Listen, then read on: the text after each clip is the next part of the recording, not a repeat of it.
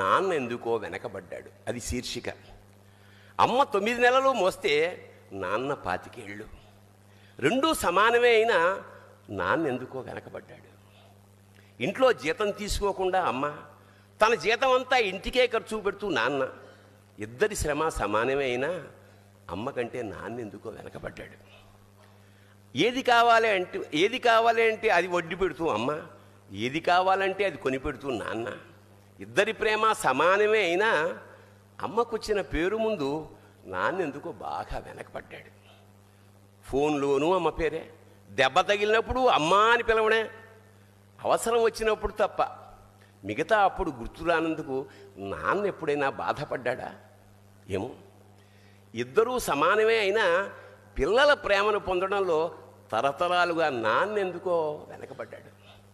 అమ్మకి మాకు బీరువా నిండా రంగురంగుల చీరలు